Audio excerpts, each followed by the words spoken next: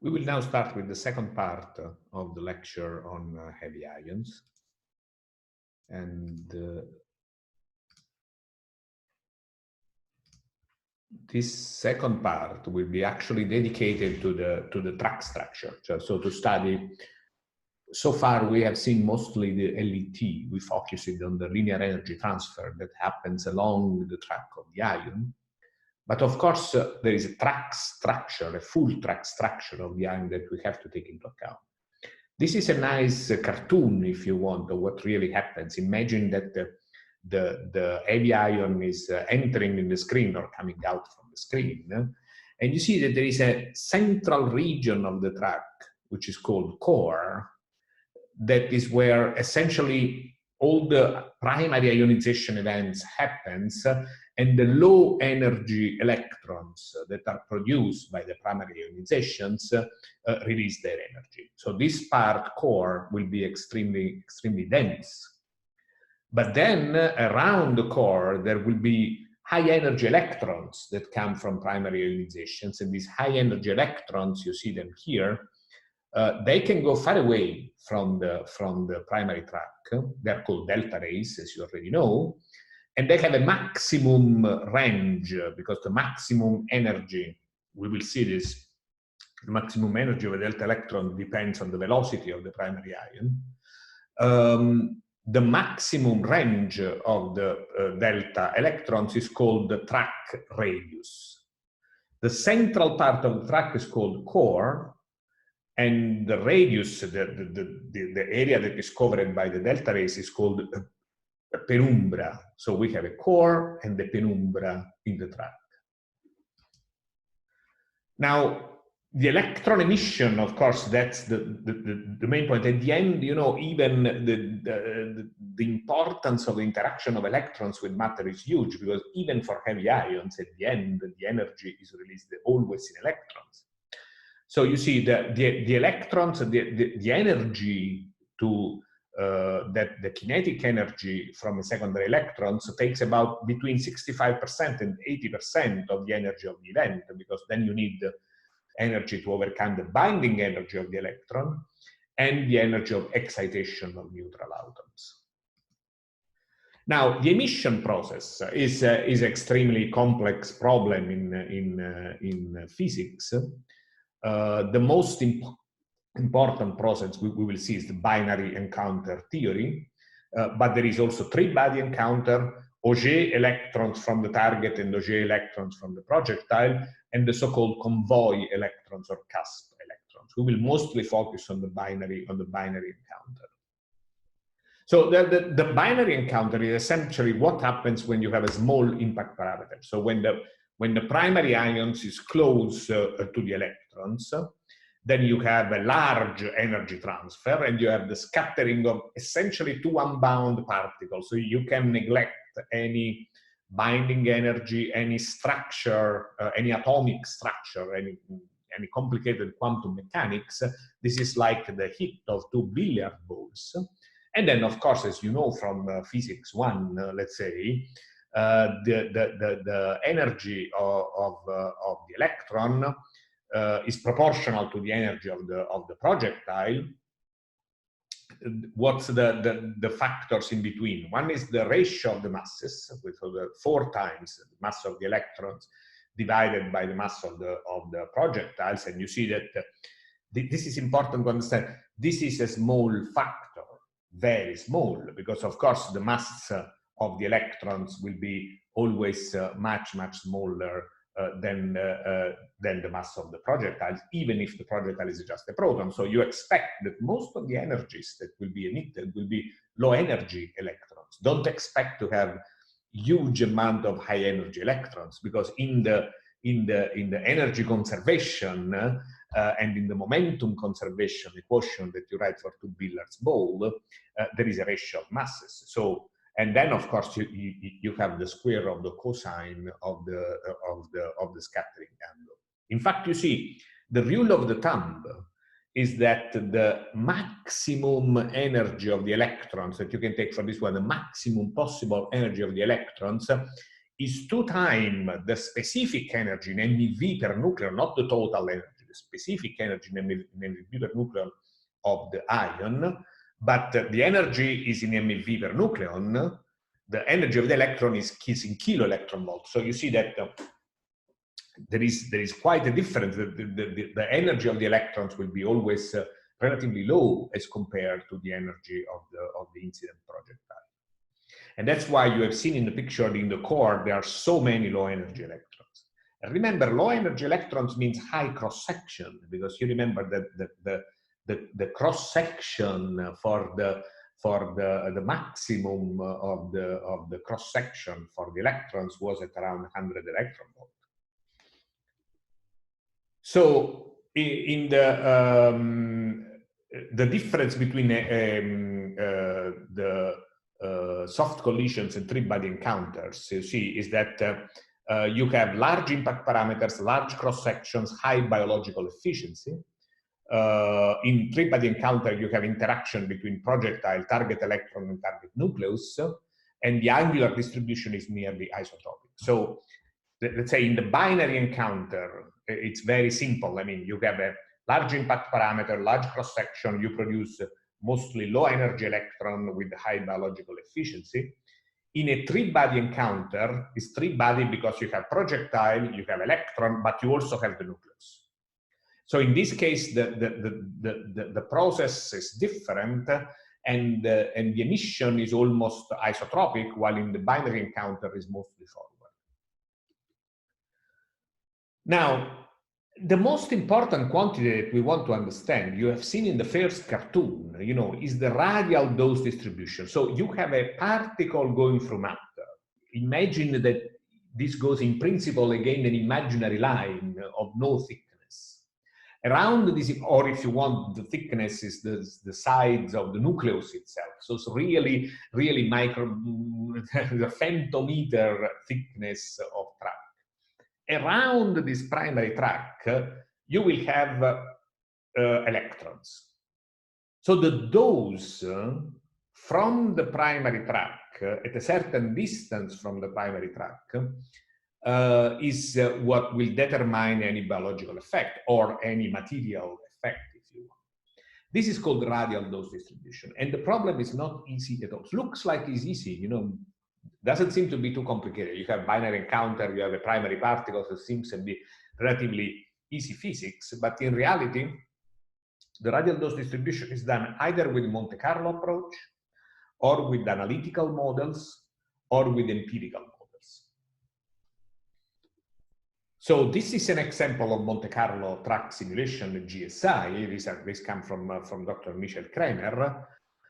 These are protons and these are carbon ions. Now, in the first cartoon, you have seen an example. In this case, the ion was coming, let's say, in the screen or out of the screen. Here, instead, it's on the surface of the screen. So it's going in this direction, say in the XY plane, not on the Z plane. But you see already the main features. So when you have protons, which is of course low LET, you have a few events because it's low LET, so you see few electrons coming out. When you have carbon ions, you see that you see many more events. This is the energy, you see, this is 0.2 MeV per nucleon, so it's a slow particle. 1 MeV per nucleon a little bit faster, and 10 MeV per nucleon. Here the protons are not shown, but this is carbon ions at 10 MeV per nucleon. Of course, when you increase the energy, and the scale is nanometric here, when you increase the energy, so in this direction, you reduce the linear energy transfer, so you see less electrons.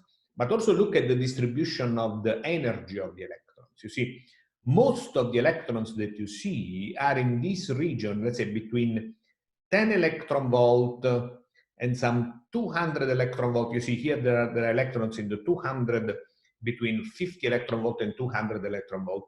And very few, you see them here for carbon ions, are in the range 500 electron volt to 1 kilo electron volt.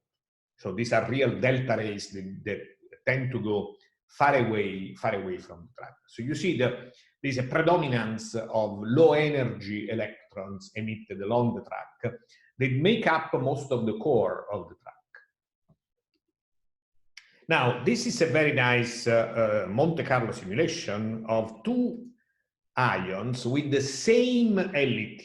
So the LET is 100 keV per micron. The LET is the same, but the track structure is completely different. Why is completely different? Because the charge of the ions is completely different, and the energy.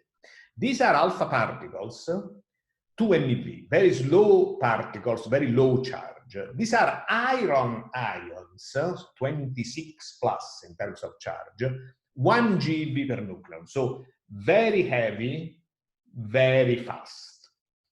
Then if you look at the beta block formula, it's all Z squared divided by beta squared. So it's not surprising that they have the same LET, right? Because of course this is a much higher charge, but it's also a much higher beta. But look at the difference in the track structure. The track structure is so dramatically different. Now, any of these points that you see corresponds to excitations or ionizations. And then you see the delta rays coming out. But look, for alpha particles, you have a very dense production of low energy electrons. For iron ions, at the same LET, so the energy loss per unit track is the same, but a lot of energy goes in high energy delta rays. So the track structure of alpha particles and iron ions is actually completely different, because you see this here, the energy is all focused, localized along the primary track, while here the energy is much more diffused. A large fraction of the energy go in high energy delta rays. So you see that the LET alone, which is generally used as parameter to identify the quality of the radiation, the LET we have seen is so important, is probably not enough, because you see at the same LET you can have substantially different track structure that is reflected in different biological effects or in different materials effects, depending on what you are studying in radiation. These movies, by the way, are available on Moodle, so you can download them and study and enjoy.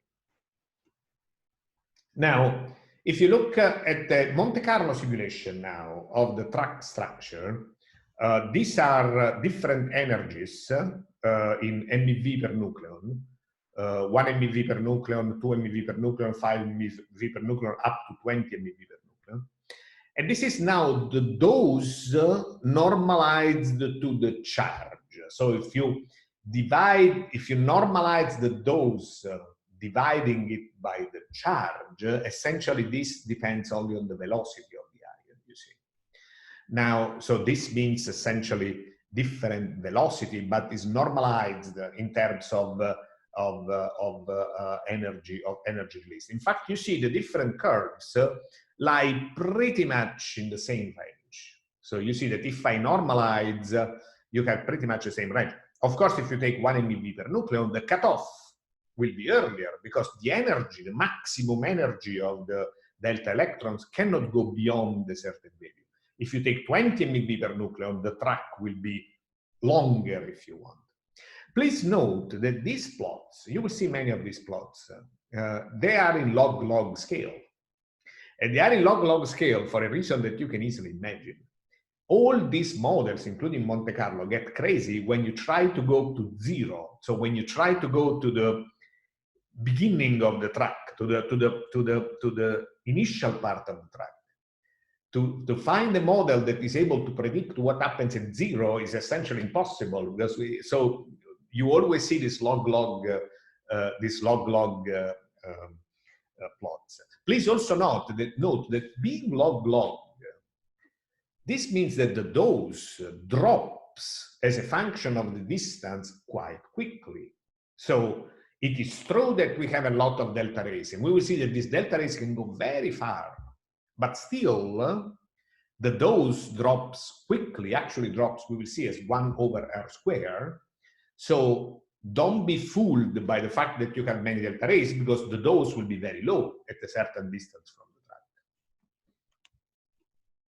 Now, One of the first analytical models for the track structure that was actually applied to the killing of viruses and bacteria that are, especially viruses that have no repair system, so it's quite easy to predict their cell killing with ions, was introduced by Bob Katz in the United States around in the 60s, so it's many, many years ago.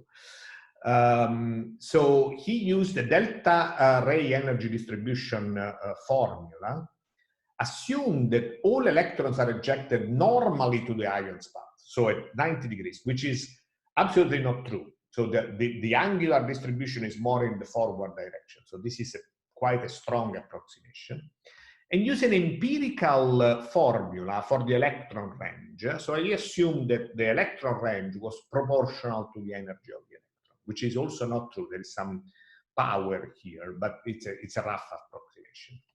If you do like that, you see, you come out with a relatively simple formula, very simple formula. Essentially, the dose as a function of the velocity of the primary ions, of the effective charge of the primary ions, and this we know is the LET, but of the radius, so the distance from the primary track, can be expressed by this formula. When you see here, you have the beta block term, z squared divided by beta squared, but then you have a 1 over r squared component here. There is 1 over r here and 1 over r minus 1 over r max, where r max is the radius of the penumbra.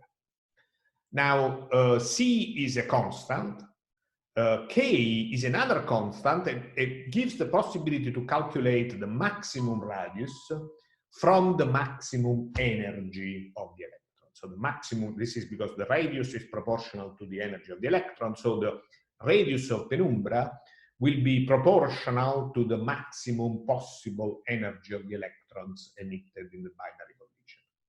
So it's a simple formula. Bob Katz's formula is very simple. Looks like that. This is a very old paper, you know, it's a paper from the 70s, I think, that shows, let's say, the dose, again, normalized to the LET. We have seen also in the previous plot that the dose was normalized to the square of the charge. This is normalized to the LET as a function of the distance. And you see that with the Katz formula, where the LET is essentially here, you see zeta squared divided by beta squared, this means that all the curves go on the same line. And you see that there is a nice decline in a log-log scale as usual, because this is 1 over r squared. Of course, 1 over r squared means that if you go with r that goes to 0, the dose goes to infinite, which makes no sense whatsoever. So you understand why it's complicated.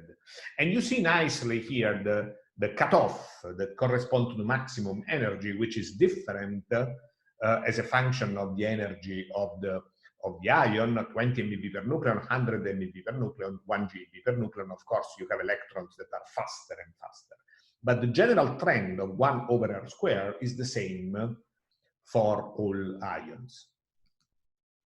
Now, a little bit a better model, a more refined model, was introduced a few years later by Alok Chatterjee in the Lawrence Berkeley laboratory. So here the assumptions was a very interesting assumption here. The assumption is that approximately half of the energy is in the track center, in the core of the track. And the other half of the energy goes in the penumbra with a 1 over r squared law. So this is a way to solve the problem that I told you before. If you assume that this 1 over r squared, you are in trouble when you get close to the track. Now, Chatterjee proposed that in the center of the track, in the whole center of the track, in the core, the energy is constant and is 50% of the energy released. The other 50% goes into electrons as in delta electrons as 1 over r squared. This applies, of course, also for alpha particles. We have seen before how for alpha particles it looks like it's only core. But in reality, you also have some delta electrons. Of course, in this case, the maximum radius will be extremely short. So all the track is essentially wrapped around the core. If you go to GeV per nucleon, let's say to cosmic radiation, which is in the order of the GeV per nucleon, the situation will be drastically different. because of the radial dependence. Now this is now expressed in these formulas. You see the dose in the core and the dose in the penumbra are given by this formula. You see that both the dose in the core and the dose in the penumbra have a 1/r² dependence, where this is the radius of the core and this is the radius of the penumbra. And then there is a term that is now a logarithmic term. So this is also how you can write it: dose to the core and dose to the penumbra. Now, what about the core radius then? How big is the core where you assume that you have 50% of the energy? That's complicated, of course, to estimate it, especially in condensed media, in liquid water. You can make some estimates and measurement even in gas. But a practical formula that comes out is this one, that the radius of the core can be approximated as 10 nanometer times the velocity. So if you calculate the velocity and you multiply the velocity times 10 nanometer, you get the radius of the core. Of course, the velocity, this is v divided by c. So by definition, the velocity is smaller than 1. And this is how the radius of the core as a function of the energy in the Weber nucleon will then look like. You know, if you convert this one in velocity. So if you do this assumption, you can come out with plots like this one, where now you have the 1/r² dependence here, and then you assume that the other 50% goes in the core, and now you see that you solve the problem of going to zero, going to infinite when you go to zero, because now you have a sort of flat top in the core, and then you go in the penumbra, and then you have the maximum energy. Of course, you see that the longer penumbra, the longer core, corresponds to the maximum energy, because, you know, also the radius of the core goes with the velocity of the ion. So when you have a high energy ion, you will have a larger core and you will have a longer penumbra. So both the track core and the penumbra core are bigger. And now you see, this is a comparison between the Katz model, the Chatterjee model, and the Monte Carlo model that is, in our case, is the model of Michel Kremer with the tracks code GSI.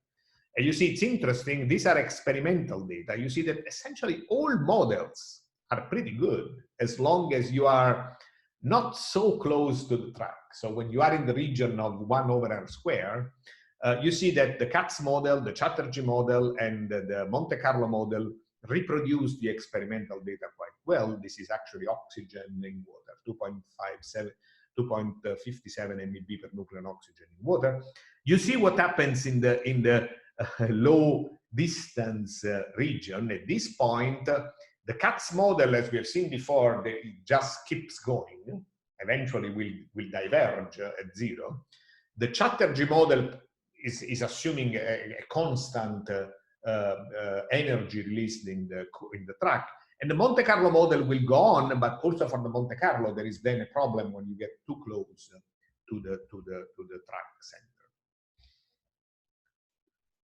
So, can we see now this track's structure in the cells, in the human tissues, in the human cells? Well, the answer is yes. We have seen already that it's possible to see the DNA breaks with this staining of the histones. Of course, I know that we will see the histone later on in the course, but for now, imagine that you can see the damage in the DNA.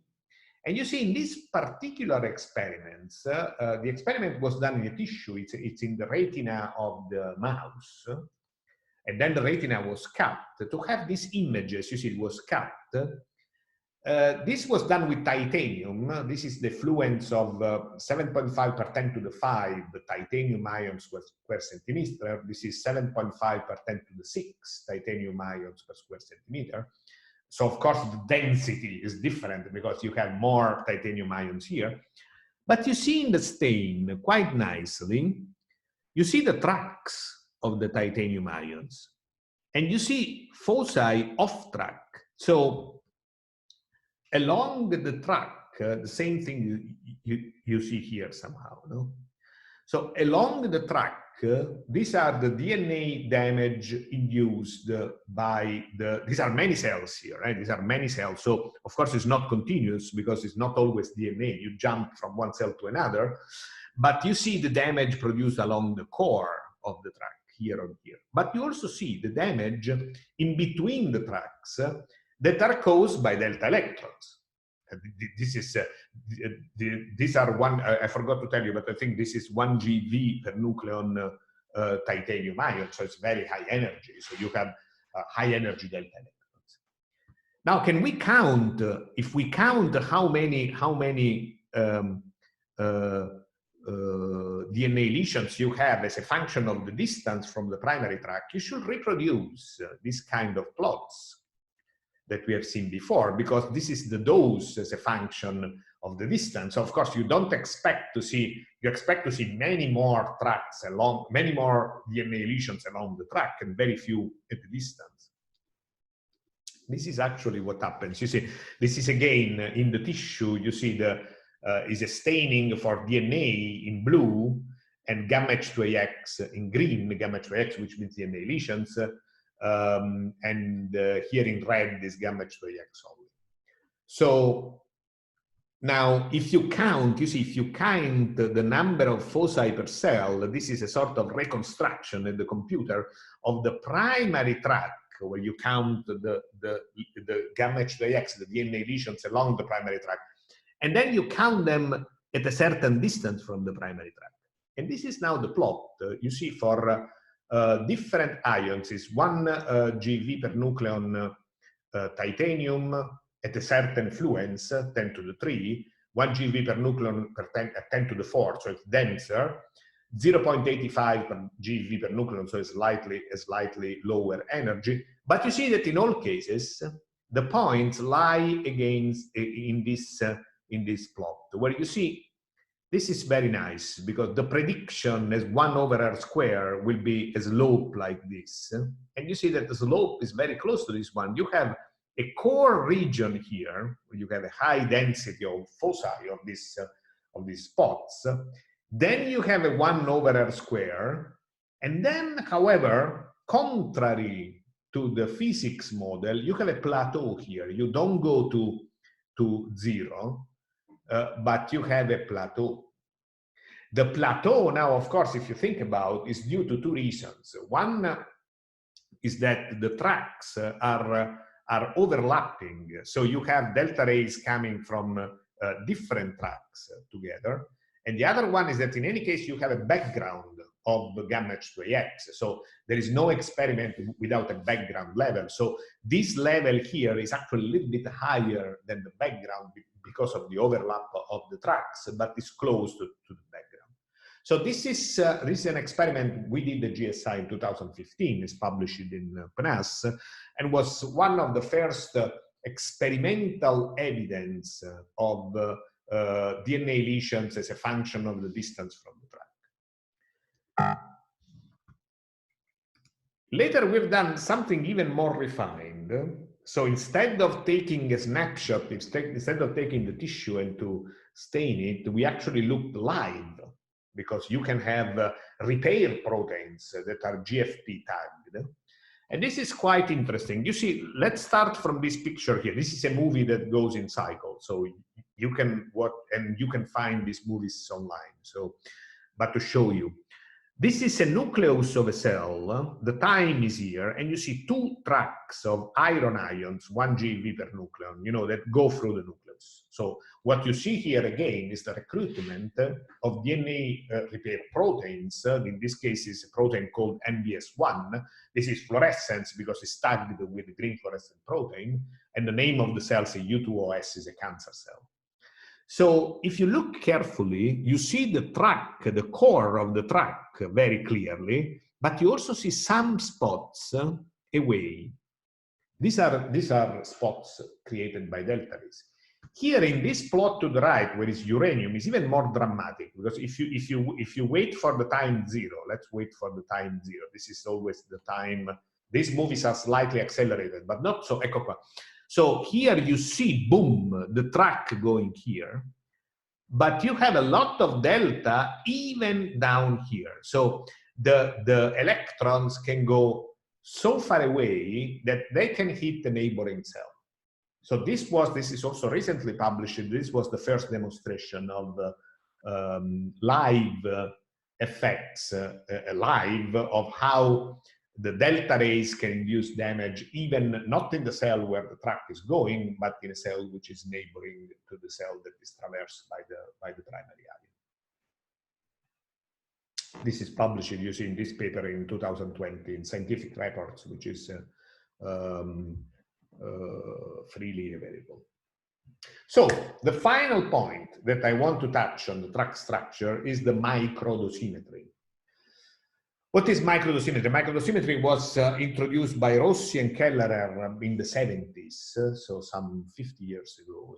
It's also a very old topic, but it's still in evolution, we will see. It's an interesting topic, you know. So far in physics, we have described, we always describe the dose. We always talk about the dose. But the dose, in reality, is a macroscopic quantity. You know, you can define the dose to an organism, the dose to a liver. But if you go to the micron scale, and we will see later even to the nanometer scale, then you will have large fluctuations in the dose. And the micrometer scale is what is more interesting for the radiation biology, because the cells are a few micrometers in thickness. The cell nuclei are a few micrometers in thickness. So the idea is, instead of looking at the average dose, let's look at the microscopic dose, because then we will have a distribution. Not all the cells will receive the same dose. When I say 1 gray, in reality, I will have a distribution of doses. And in fact, Kellerer and Rossi introduced two quantities that are in analogy with the dose and LET. This is the microdose and the micro-LET. The microdose is called the specific energy, and it's the ratio of the energy deposited in a sphere of 1 micron divided by the mass of the microsphere. And the micro-LET is called the lineal energy, to be distinguished by the linear energy. I apologize if there is some Asian where the difference between L and R is not so easy, but writing you understand. And that's the energy deposited in a microsphere, again, just like for the microdose, now divided by the chord length, so by the mean segment length in the micrometer sphere. Now, what is the difference between the LET and the lineal energy Y? It's a quite significant difference, you see, because in this plot, you see these are protons, these are carbon ions, so this is low energy, this is high energy. The sites for calculating Y are given by these circles, because these are micrometer spheres. Now, the LET can be the same. That's similar to the Monte Carlo simulation that we have seen before and that you find on the Moodle webpage. You have the same LET, but the track structure is different. And you see that the Y, the lineal energy transfer, will be different, because in this case, a lot of energy, most of the energy goes into the micrometer scale. Here, you go in a scale which is bigger. So the idea, the basic idea, is that if you use the Y instead of the LET, so if you use the lineal energy instead of the LET, you will have a much better characterization of the quality of the radiation as compared to the LET, because you look at the energy deposited per unit track in the volume which is relevant for radiation biology.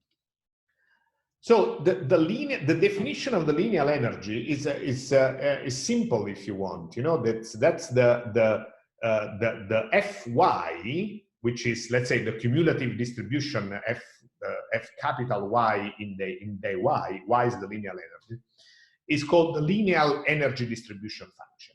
So that's the Fy. So this gives you the distribution of linear energy. It's a statistical distribution. This is not anymore a quantity. You can get quantities from here, and the quantities you see will be the frequency mean linear energy, which is essentially nothing else than the mean of the distribution.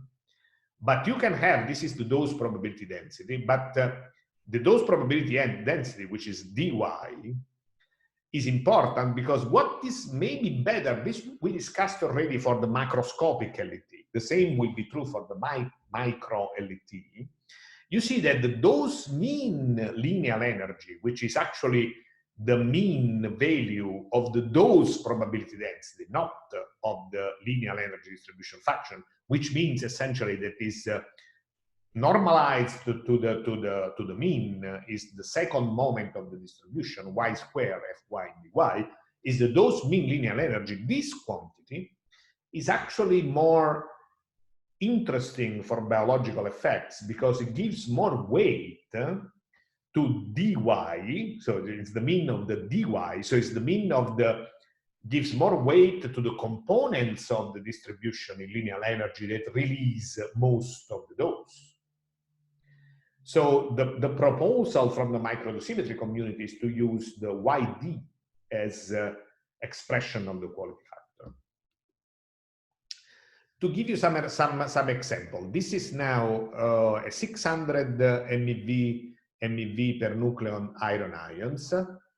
This is the specific energy in gray, the radial distance, and this is the microdose, the distribution of the microdose weighted with the dose. So again, is not simply the distribution, but is weighted with the dose itself. So you see that when you are along the track, you see the peak here, which corresponds to the iron ions at 600 MeV. When you go away from the track, you don't see the peak anymore. You only see the distribution due essentially to the protons emitted, because you remember the emission at large angles is mostly protons, neutrons, and helium ions. You see, if you go if you are at 0 degrees, you see the distribution of Y. This is the distribution of Y in kb per micron for oxygen and for iron. This is kind of similar to what you would expect from the macroscopic LET. So the peak is what you will calculate as the LET of the oxygen, and then you have a distribution around the peak. The curves here are simulations done with Monte Carlo codes. Of course, you can use Monte Carlo codes to calculate the dose. When you have a spectrum coming from X-ray, this is a 6 megavolt X-ray LINAC, which is used for radiotherapy. And these are different curves because you use different depths. So the spectra, you see, this is the energy, this is the fluid, the spectra are different. These are the corresponding microdosimetric spectra of the X-rays. And you see that they are also quite broad, of course. Of course, the values are smaller. You see, that's only 10 to minus 1, 10 kb per micron as compared to this high number for the ions. But the distributions are quite complicated because you have now a distribution of electrons. So you can easily define now the micro LET for electrons. And this again here is the, for carbon ions, you see the linear energy along the track in the plateau. You see in the plateau you have most of the particles. This is the LET in the plateau is about 13 kb per micron. In the Bragg peak, now you have the Bragg peak here, and this is in the tail. So after the Bragg peak, you see another peak which is due to the light fragments that deposit their energy behind. And when you go to radial distance, of course, the peak is shifted because now you are looking to secondary particles and electrons emitted. Also in the Bragg peak, you see, of course, you don't have any heavy element, you only have light elements here. So if you use the microdosimetric function, the lineal function. This is, for example, carbon 290 MeV per nucleon, calculation of the distribution of the linear energy. This is the linear energy. This is the distribution. Now, if you compare the LET for carbon at 290 MeV per nucleon will be 12.9 kV per micron, period. The LET for protons at 2.75 MeV will be the same, 12.9 kV per micron. So you would say, I mean, classically, you would say, okay, the LET is the same, the biological effectiveness per unit dose, of course, will be the same. But if you look at the YD, if you look at the dose mean linear energy, they are different, as we have seen before. So it is lower for carbon than for protons, which will speak in favor of an increased effectiveness for protons, for biological effectiveness. So you see, this is the YD, this is the LET. So you see, if you use the YD to calculate the quality of the field, the relative biological effectiveness, at the same LET, carbon will be less effective than proton, at the same LET, of course. Make no mistake here. And then the proposal already coming from many years ago, this is an old plot in radioprotection, is to calculate a quality factor. So the quality factor that you use to multiply the dose times the quality factor, you remember in lecture 1, gives you the sievert, to use to calculate the quality factor from the Y. Because in that case, there is no difference in the type of radiation. So you don't need to have, let's say the quality factor will be different at the same LET for different particles, but if you use the linear energy, will be the same. And the function that was proposed many years ago is a sort of linear function at low LET, you see going up, up, up, up, then reach a maximum and then decrease. Keep in mind that now the ICRP is using a function which is fairly different from this one, is using the LET and not the Y, and is assuming a constant LET up to 10 kV per micron, a constant quality factor up to 10 kV per micron, which is completely different from what you see in microdosimetry, and is also completely different from what you see in experiments. We will come back to this point. This is the formula used to describe this function. Okay, now you can extend to biology, of course, this concept. And there is something very important that I want to say right now before we go into the biology. So the idea, the basic idea of Keller Rossi was that if you go to the microdosimetric, to the micron region, you have the relevant volumes for biological effect. We will see what they had in mind. They didn't know yet very well. What they had in mind is the size of a chromosomes. A nucleus is about 10 microns, but the size of a chromosome inside the nucleus is about 1 micron. So their idea was that a single track of an electron or of an ion, let's say electrons, can produce, the idea is that you need interaction of two lesions to have a biological effect. You can, not a single lesion can be repaired. Two lesions can interact and can fix the damage. So a single track can produce two lesions, and this will be linear with the dose. But also two separate tracks can produce two lesions, and this will be proportional to the dose times the dose.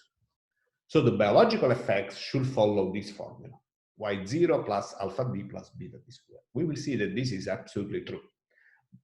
Most of the biological effects that we will see, the cell killing, mutation, transformation, whatever, we will find out with chromosomal aberrations, we will end up with a linear quadratic form.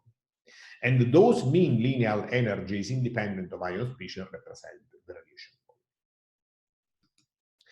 The final point that I want to make now is that why microdosimetry? Shouldn't instead we use the nanodosimetry? Because in reality, the volume that we are really interested in is not even the micron, but is the nano, because the DNA molecule is only 2 nanometers. So what we should do, we should measure the clusters of ionization. You see, this is the cluster size, and this is the probability of a cluster size. This is along the primary track for different ions. You see, this is 20 MeV protons, 240 MeV carbon, and this is 150 MeV carbon. So you see from this plot that it is for high energy, low charge, like protons, low LET ions, most of the clusters are, the size, the clusters of these ionizations in a nanometric, in a nanometer volume, in a nanometer cylinder, they are mostly low clusters. But if you go to low energy, high charge ions, high LET, then there is a shift toward the high dimensions of the clusters. So you see, if P Ni QD is the probability of Ni ionizations at an impact parameter of D, this is D, then you can define the mean cluster size. The first moment of the distribution is the mean cluster size, which is given by this one. And this is the cumulative distribution. Now, the cumulative distribution, so the probability of having more than 2 ionizations in the clusters, this should reflect the complexity of the damage. So the idea in nanometer is that if you have large clusters in the nanometer region, these large clusters in the nanometer region will be very difficult to repair from the cells. The problem of ionization is that it's very difficult to measure these clusters. Actually, there are only, at the moment, I think this is still true, that there are essentially only 3 large detectors for nanodosimetry. That is the jet counter, the Star Trek counter, and another ion counter. I mean, one is in Poland, one is in the United States, and one is in Italy. You see, you have to collect these electrons through a drift, and this is actually something is a very bulky absorber. Very bulky detector. But if you use also Monte Carlo simulations to estimate M1, you can do some interesting observation. This is the cell killing, the cross-section for cell killing, so the probability of cell killing. As a function of M1, of the mean cluster size, for different cells. These are the experimental data. You see that if you take F2, so if you take the distribution, the cumulative distribution of having 2 or more ionization, you can actually reproduce quite well the experimental data.